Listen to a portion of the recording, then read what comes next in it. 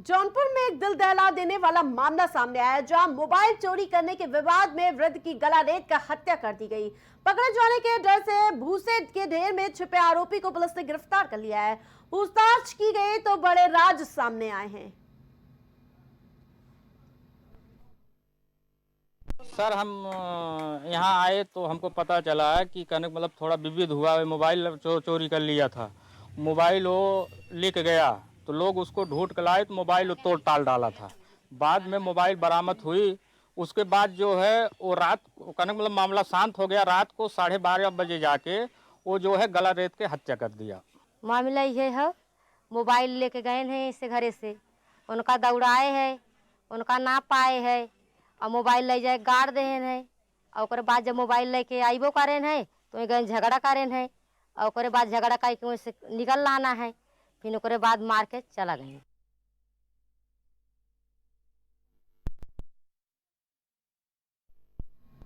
पहाड़ से लेकर मैदान तक बारिश आफत बनकर बरस रही है। प्रयागराज में गंगा नदी का जलस्तर लगातार तेजी से बढ़ रहा है, लेकिन बाढ़ के खतरे को देखते हुए प्रशासन अलर्ट मोड पर है। वहीं प्रयागराज में गंगा यमुना का जलस्तर बढ़ने से तीर्थ पुरोहित सहित तमाम तटीय इलाकों पर रहने वाले लोग धीरे धीरे करके सुरक्षित जगह पर ले जाने लगे हैं। किधर सामान कोई नहीं उठा पाता, न कोई लगा पाएगा न कोई बचा पाएगा, क्योंकि पानी इतना तेज आ रहा है कि आदमी हटा नहीं सकता। पहली बार नहीं, ये पहली बार इतना तेज पानी है। ये सुबह से बढ़ा इतना पानी से आ गया। क्या लगता है हनुमान जी तो जिस तरह कर रहे हैं शाम को स्नान कर लेंगे। सर जी, सबसे बड़ी दिक्कत ये हो रही है कि अभी 4 दिन पहले हम लोग गए हैं। 4 दिन के अंदर इतना पानी है और मुझे लग रहा है कि सुबह मैं आया तो यहाँ पर पानी बहुत कम था। वहाँ पर था, यहाँ पर नहीं था। गाड़ी लेकर मैं गया अपना, 4 घंटा हो रहा है लगभग। इतना तेज पानी अभी तक नहीं आया और अप्रत्याशित है। जिस तरह से बढ़ रहा है, लग रहा है 2-4 घंटे में जो है हनुमान जी पुनः स्नान कर लेंगे, ऐसा संभावना मुझे लग रही है। पानी बहुत तेज से बढ़ रहा है। पानी यहाँ तक नहीं था कल, आज पानी अचानक आ गया है। क्या किस तरीके की दिक्कतें आप लोगों को सामना करना पड़ रहा है? देख लीजिए, दिक्कत आपके सामने ही है, इसमें बोलने वाली क्या बात है। यहाँ सामान ले जा रहे हैं, फिर ले आ रहे हैं, फिर ले जा रहे हैं, फिर ले आ रहे हैं। एक बार नहीं हो रहा है, दूसरी तीसरी बार है ये। भाजपा ने 2 सितंबर को सदस्यता अभियान शुरू किया था। प्रधानमंत्री नरेंद्र मोदी ने सदस्यता अभियान के लिए पार्टी की ओर से जारी किए नंबर पर मिस्ड कॉल करके बीजेपी की सदस्यता ग्रहण करी और वहीं इसके बाद अलग अलग राज्यों के मुख्यमंत्रियों और पार्टी पदाधिकारियों ने पार्टी की सदस्यता ग्रहण की। तब से अब तक 10 दिनों में और बीजेपी ने 2 करोड़ सदस्य बना लिए हैं। बीजेपी 10 करोड़ सदस्य बनाने का टारगेट लेकर चल रही है और बीजेपी इस टारगेट तक पहुंचने के लिए क्या कर रही है और जमीन पर किस तरह से सदस्यता अभियान चलाया जा रहा है, इस पर सुनिए हमारे संवाददाता सतीश मेहता की रिपोर्ट। भाजपा सदस्यता अभियान, जिसमें कि उत्तर प्रदेश नंबर 1 पर चल रहा है, इसी में आज हम आगे बात करने के लिए भाजपा नेता और भाजपा विधायक नीरज बोरा जी से मिलने यहाँ पर आए हुए हैं। नीरज बोरा जी, आपका बहुत बहुत स्वागत है प्राइम टीवी पर। नीरज बोरा जी, हमें ये बताइए कि ये जो भाजपा का सदस्यता अभियान चल रहा है, इसमें उत्तर प्रदेश नंबर 1 पर है, ये किस तरीके से आप इसमें देखते हैं? देखिए, भारत का सबसे बड़ा प्रदेश उत्तर प्रदेश है। जनसंख्या की दृष्टि से, वोटर की दृष्टि से, लोकसभा में सांसदों की दृष्टि से और देश में सबसे ज़्यादा बड़ी विधानसभा की दृष्टि से स्वाभाविक है कि उत्तर प्रदेश में भारतीय जनता पार्टी की पूर्ण बहुमत की सरकार है पिछले 2 बार से और लोगों में भारतीय जनता पार्टी के प्रति बड़ा स्नेह और श्रद्धा भी है। तो उत्तर प्रदेश नंबर 1 पर रहे, ये स्वाभाविक सी बात बनती है। उस प्रदेश में जहां पर देश के प्रधानमंत्री भी नेतृत्व करते हैं, आदरणीय नरेंद्र जी मोदी हमारे काशी की सीट से आते हैं, आदरणीय रक्षा मंत्री श्रीमान राजनाथ सिंह जी लखनऊ की सीट से आते हैं, मुख्यमंत्री जी का गृह जनपद गोरखपुर है। तो हम ये मान के चलते हैं कि उत्तर प्रदेश में सबसे बड़ी संख्या में हम लोग देश में भारतीय जनता पार्टी, जो विश्व की सबसे बड़ी राजनीतिक दल है, सबसे बड़ा परिवार है, उस परिवार की सदस्यता होगी। उस क्रम में उत्साहजनक है और आने वाले समय में हमें लगता है कि हम जो पिछली बार का सदस्यता का रिकॉर्ड था, उसको ब्रेक करेंगे। नीरज जी, अगर हम बात करें भाजपा सदस्यता अभियान की, तो जिस तरीके से लोग आपसे जुड़ते जा रहे हैं पूरे देश भर में, वो उत्तर प्रदेश ही है जो नंबर 1 पर आ रहा है। तो वो क्या खास चीजें हैं जिससे आप आम आदमी से कनेक्ट होते जा रहे हैं और लोग भाजपा को ही चुन रहे हैं? देखिए, आज अगर आप जैसा हम लोग घर घर जनसंपर्क अभियान में हैं इस समय, क्योंकि सदस्यता का इस समय जो पार्टी का दिशा निर्देश है वो ये है कि हम घर घर जाकर कराएं। तो अब तक मैं बहुत सारे अपने क्षेत्र में बूथों पर गया हूं, एक भी बूथ और एक भी घर ऐसा नहीं मिला जहां पे हमने कुंडी खटखटाई हो और उनसे निवेदन किया हो कि हम आपको भाजपा परिवार में सम्मिलित करने के लिए आए हैं और उन्होंने मना किया। उन्होंने सहर्ष स्वीकार्यता दी, अपना फोन लाकर अपने फोन से मिस कॉल के माध्यम से उन्होंने औपचारिकता पूरी की।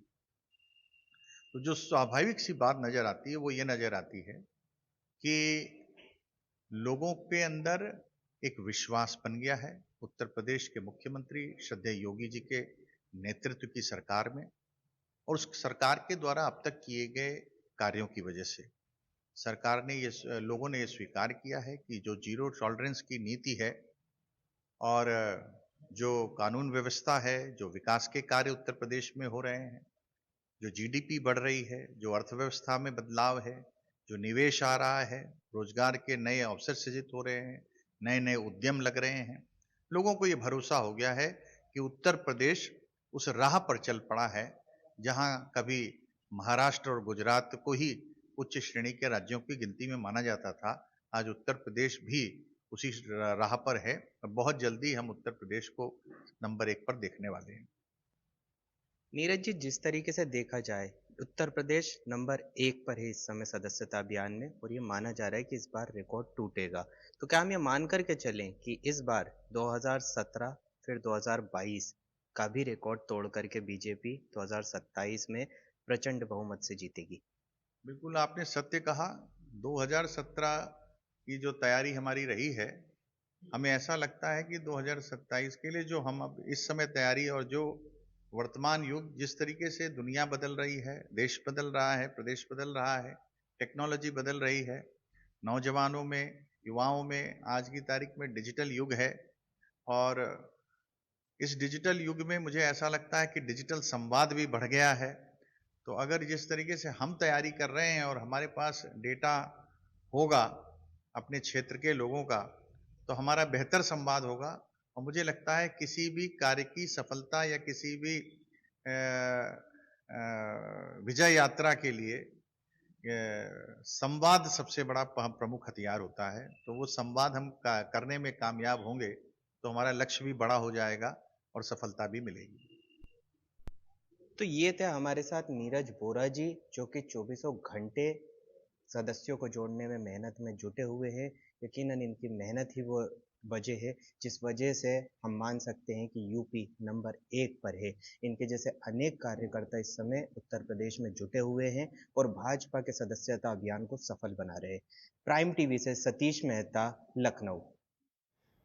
एक लंबे इंतजार के बाद आखिरकार दिल्ली के सीएम केजरीवाल को जमानत मिल गई है। लगातार हो रहे विरोध प्रदर्शन के बीच सुप्रीम कोर्ट ने आम आदमी पार्टी के वरिष्ठ नेता केजरीवाल को जेल के पिंजरे को रिहा कर दिया है।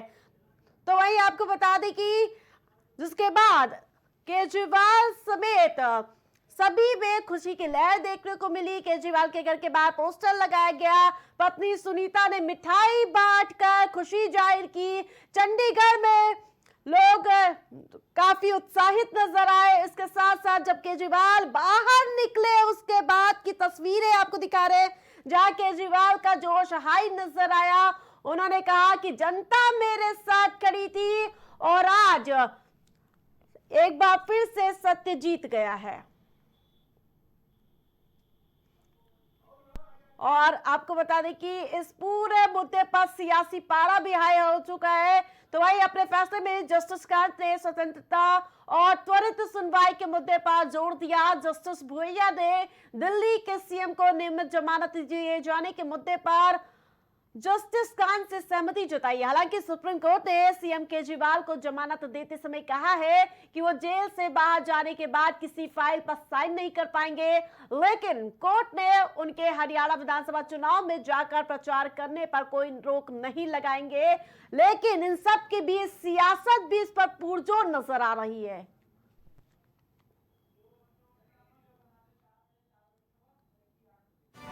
किन शर्तों पर मिली जमानत? मुख्यमंत्री नहीं जा सकेंगे कार्यालय, किसी भी सरकारी फाइल पर नहीं करेंगे साइन। सशर्त जमानत मिली है, केस से जुड़ा कोई सार्वजनिक बयान नहीं देंगे केजरीवाल।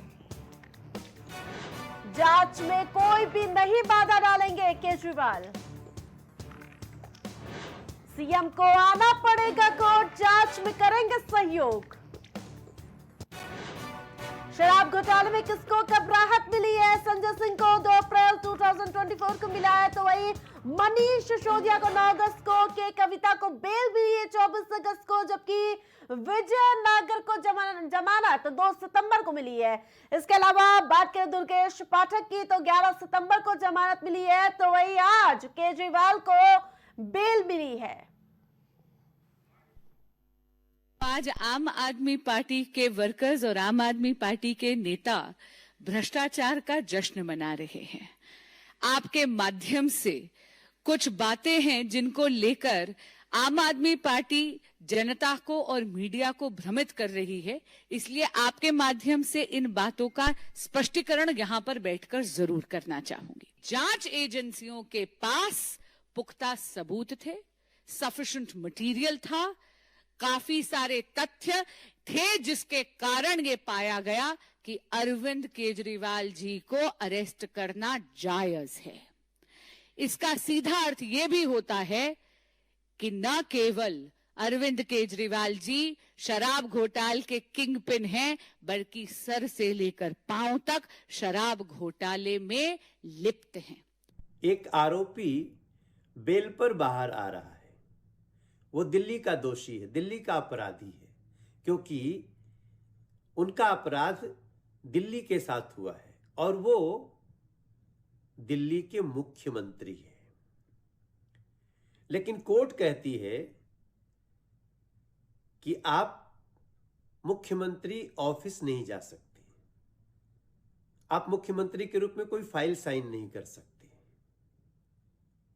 बेल पे जेल से बाहर आ रहे हैं। पहला आरोपी सीएम है जिसको फाइल पे साइन करने की अनुमति नहीं है, मुख्यमंत्री कार्यालय जाने की अनुमति नहीं है, तो फिर काहे मुख्यमंत्री पद से चिपके हुए हो?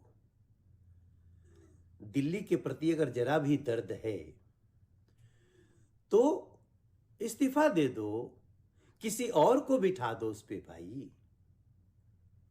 कोर्ट कहती है कि सीबीआई की गिरफ्तारी बिल्कुल कानूनी सही है और बेल भी जो मिलेगी वो 10 लाख रुपया के निजी मुचलके पे, 10 लाख रुपया के, थोड़े मोड़े नहीं। कितने बड़े अपराधी हैं, कितने बड़े आरोपी हैं। देखिए, सबसे पहले तो मैं दिल्ली वालों की और देशवासियों की ओर से कहना चाहूँगा, welcome back Arvind Kejriwal, we all missed you. एक लंबे संघर्ष के बाद आज दिल्ली के मुख्यमंत्री, दिल्ली के बेटे अरविंद केजरीवाल जी लौट रहे हैं। मैं दिल की गहराइयों से honourable supreme court of India का शुक्रिया अदा करता हूं, क्योंकि इस देश के न्याय के सबसे बड़े मंदिर ने आज अरविंद केजरीवाल जी को जेल की सलाखों से आज़ाद करने का फैसला सुना दिया है।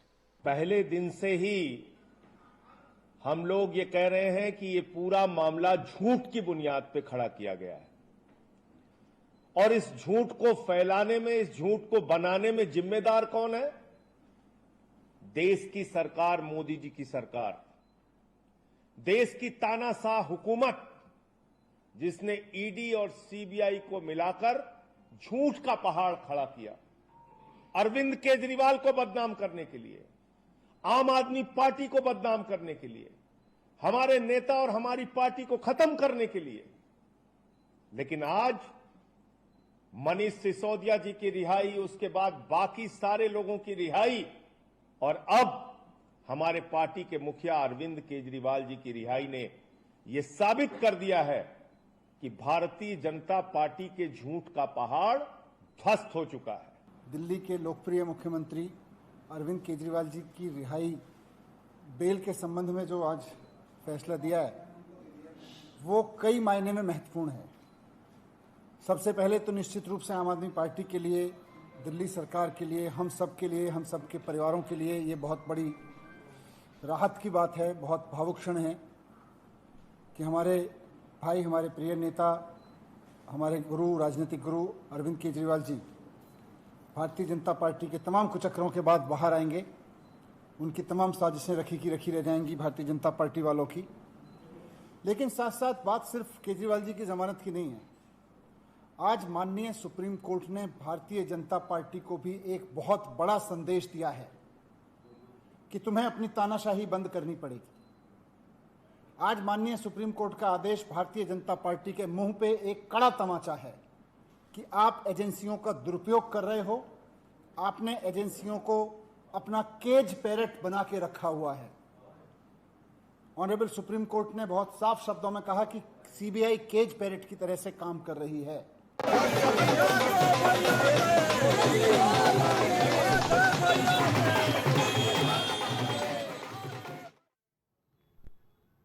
अहम बात में मेरे साथ फिलहाल इतना ही। देखते रहिए प्राइम टीवी।